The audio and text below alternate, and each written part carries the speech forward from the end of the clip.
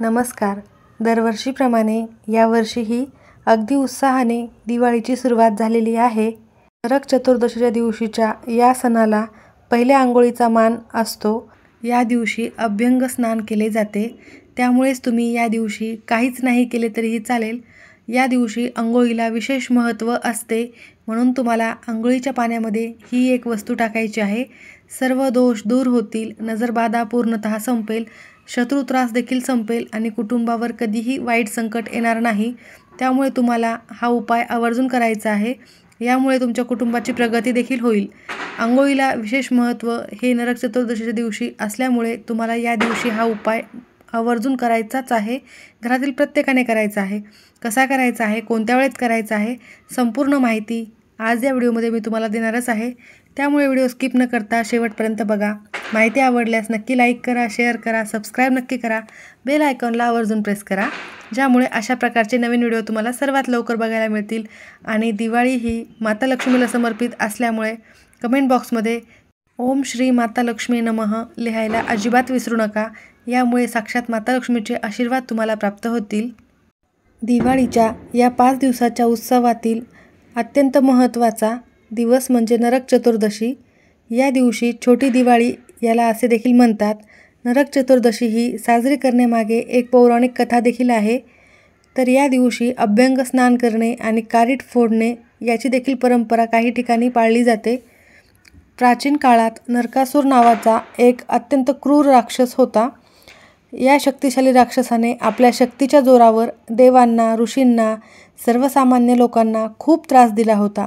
त्याने 16,000 राजकन्यांना बंदी करून ठेवले होते आणि अनेक स्त्रियांचा छळ देखील केला होता.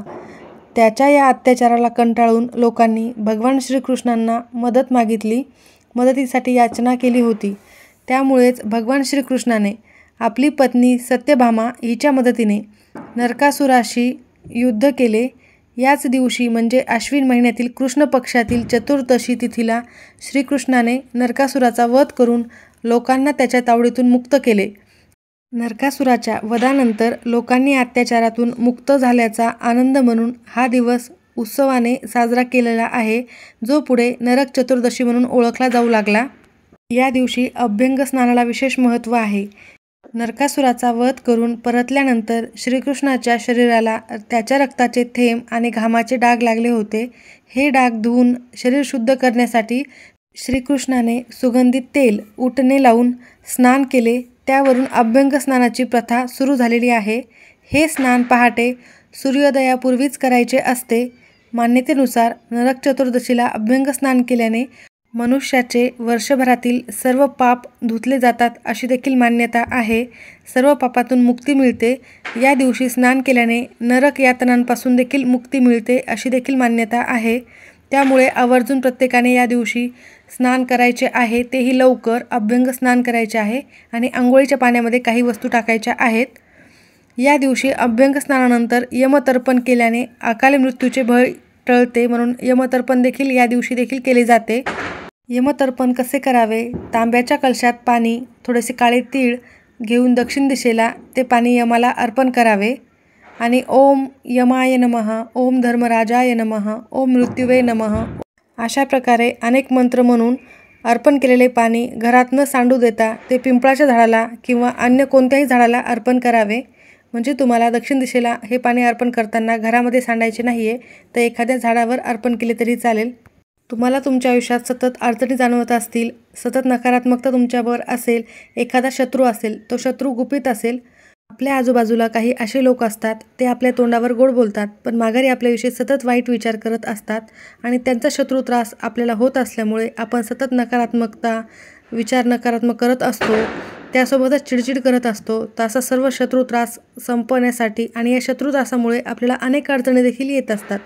तर असा शत्रू त्रास पूर्णतः नष्ट होण्यासाठी आपल्याला अंघोळीच्या पाण्यामध्ये आवर्जून नरक चतुर्दशीच्या दिवशी ही एक वस्तू टाकायची आहे. यामुळे तुमचा शत्रू त्रास देखील संपेल, नजरबाधा देखील दूर होईल आणि तुमच्या आयुष्यातील सर्व संकटे सहजच दूर होतील. कारण या दिवशी सर्व पापांचा देखील नाश होत असतो आणि अशा वाईट शक्तींचा देखील नाश होणारच आहे. म्हणून तुम्हाला अंघोळीच्या पाण्यामध्ये ही एक वस्तू आवर्जून टाकायची आहे. तुमच्या कुटुंबावर कधीही वाईट संकट येणार नाही आणि यामुळेच तुमच्या कुटुंबाची प्रगती होणार आहे. तुमच्या मुलांची देखील प्रगती होणार आहे. त्यामुळे तुम्हाला अवश्य अंघोळीच्या पाण्यामध्ये ही वस्तू टाकायची आहे. घरातील लहानातल्या लहान मुलांपासून ते मोठ्यांपर्यंत सर्वांनी अंघोळीच्या पाण्यामध्ये ही एक वस्तू आवर्जून नरक चतुर्दशीच्या दिवशी टाकायचीच आहे. अभ्यंग स्नानापूर्वी कारीट नावाचे एक फळ जे कडवट असते ते पायाने फोडण्याची काही ठिकाणी प्रथा आहे. ही प्रथा नरक चतुर्दशीचा एक महत्त्वाचा भाग मानला जातो, कारण कारीट हे नरकासुराचे प्रतीक मानले जाते. श्रीकृष्णाने नरकासुराचा वध केला याचे प्रतीक म्हणून नरक चतुर्दशीला पहाटे पाय ठेवून कारीट फोडले जाते. कारीट फोडल्यावर त्यातून बाहेर पडणारा लालसर आणि पिवळसर रस असतो, हा नरकासुराच्या रक्ताचे प्रतीक मानले जाते. हे कृत्य वाईटावर आणि पापांवर विजय मिळवल्याचा शुभ संकेत देत असते. त्यामुळेच कारीट फोडल्यानंतर येणारा कडवट वास नरकासुरानंतर दूर झालेल्या अत्याचार आणि वाईट शक्तीचे प्रतीक मानले जाते. यानंतर सुगंधित अभ्यंग स्नान करून शुद्ध आणि सात्विक जीवनाची सुरुवात होत असते. थोडक्यात काय, नरक चतुर्दशी ही फक्त दिवाळीची तयारीच नाही, तर ती अत्याचारावर धर्माचा विजय आणि पापावर पुण्याचा विजय मिळवल्याचे देखील प्रतीक दर्शवते. या दिवशी अभ्यंग स्नान आणि कारीट फोडण्याची प्रथा पाळून प्रत्येकजण आपल्या जीवनातील वाईट प्रवृत्ती आणि नकारात्मकतेवर विजय मिळवतो आणि यामुळेच अहंकार, आसुरी वृत्तींचा नाश होतो अशी देखील भावना आहे. या दिवशी सूर्योदयाच्या आधी उटणे लावून तिळाचे तेल लावून स्नान केले जाते. या स्नानाला अभ्यंग स्नान असे म्हणतात. याचा अर्थ शरीरशुद्धी व आरोग्य रक्षण असे देखील संबंधित आहे. अभ्यंग स्नान हे वातदोष, त्वचा विकार यापासून बचाव करतात. धार्मिक दृष्टिकोनातून या दिवशी स्नान केल्याने पापांचा नाश होतो आणि आरोग्य, सौंदर्य आणि आयुष्य वृद्धी होते असे देखील मानले जाते. यम म्हणजे मृत्यूची देवता. चतुर्दशीच्या दिवशी सूर्योदयापूर्वी यमाला जल अर्पण करावे, यामुळे अकाली मृत्यूपासून संरक्षण होते असे मानले जाते. आणि दीपदान, यमतर्पण याला असे देखील म्हणतात, ज्यामुळे पूर्वजांना देखील श्रद्धांजली अर्पण केली जाते आणि यमराज देखील प्रसन्न होतात आणि यामुळे आपले देखील संरक्षण होत असते. तर हा उपाय करण्यासाठी आपल्याला सकाळी लवकर उठायचे आहे. तुम्ही ब्रह्ममुहूर्तावर आंघोळ केली तर उत्तम ठरेल, कारण या दिवशी ब्रह्ममुहूर्तावरच आंघोळ करण्याला विशेष महत्त्व असते. सूर्य उगवण्याच्या आधीच या दिवशी आंघोळ केली जाते. तर या दिवशी तुम्हाला आंघोळीच्या पाण्यामध्ये थोडीसे आघाडाचे पान टाकायचे आहे. या पानामुळे नकारात्मकता पूर्णतः दूर होत असते. अगदी एक पान थोडंसं तोडून टाकलं तरीही तुम्हाला चालेल. त्याचबरोबर चिमूटभर हळद आपल्याला आंघोळीच्या पाण्यामध्ये टाकायची आहे. हळद ही माता लक्ष्मीला अत्यंत प्रिय आहे, त्यामुळे हळद टाकायची आहे. आणि या दिवशी तुम्हाला थोडेसे मीठ देखील आंघोळीच्या पाण्यामध्ये आवर्जून टाकायचे आहे. यामुळे नकारात्मकता पूर्णतः नष्ट होत असते आणि नजरदोष देखील पूर्णतः संपतो. मांगल्याचे प्रतीक म्हणून तुम्हाला या दिवशी एक लवंग देखील आंघोळीच्या पाण्यामध्ये टाकायचे आहे. त्यासोबतच पवित्रता आणि धार्मिक महत्त्व असलेले गंगाजल तुमच्याकडे असेल तर ते देखील आवर्जून टाकावे.